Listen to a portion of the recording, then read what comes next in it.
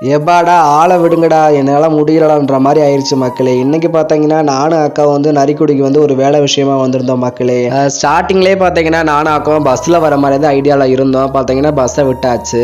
சரி வேற என்ன டூ வீலர்லேயே வந்துடலான்ற மாதிரி நானும் அக்கா டூ வீலரில் வந்துட்டோம்.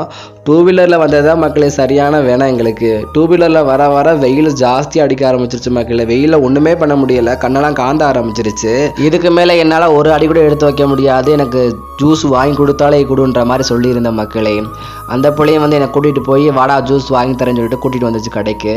அந்த அக்கா பார்த்தீங்கன்னா பெரிய ஒரு வேப்ப மரத்தடியில் தான் மக்களே இந்த அக்கா ஜூஸ் கடை வச்சுருந்தாங்க. அந்த மரத்தடி நிலையில் உட்காந்துட்டு அந்த அக்கா 2 ஜூஸ் சொல்லியிருந்த மக்களே. எனக்கு ஒரு ஜூஸ், எங்கள் அக்காவுக்கு ஒரு ஜூஸ். பார்த்தீங்கன்னா அங்கே அவங்க சொல்லவுமே ஜூஸ் போட ஆரம்பிச்சிட்டாங்க.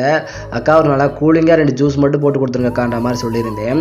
அதுக்கு முன்னாடி நம்ம சேனலை புதுசாக பார்க்குறீங்கன்னா சப்ஸ்கிரைப் பண்ணிக்கோங்க, பக்கத்தில் உள்ள பெல் ஐக்கானை கிளிக் பண்ணிக்கோங்க. அப்போ தான் நான் போடுற வீடியோ உடனே நோட்டிஃபிகேஷன்லாம் வந்து சேரும். நெக்ஸ்ட் பார்த்தீங்கன்னா அந்த அக்கா வந்து நல்லா கூலிங்காக ஐஸ் கட்டி நிறையா போட்டு கொடுத்தாங்க மக்களே. அந்த அக்கா ஆல்ரெடி சொன்னேன் அக்கா நல்லா கூலிங்காக ஜில்லுன்னு போட்டு கொடுங்கக்கான்ற மாதிரி சொல்லியிருந்தேன். அவங்களும் போட்டு கொடுத்துட்டாங்க மக்களே. இந்த ஜூஸ் குடிக்கவும் தான் மக்களே பார்த்தீங்கன்னா ஓரளவுக்கு கொஞ்சம் ரிலீஃபாக இருந்துச்சு மக்களே. இந்த வெயில் அலைஞ்சதுக்கு அதுக்கு இந்த ஜூஸ் குடிக்கும் போது அவ்வளோ ஹாப்பியாக இருந்துச்சு, அவ்வளோ இதமாக இருந்துச்சு வெயிலுக்கு.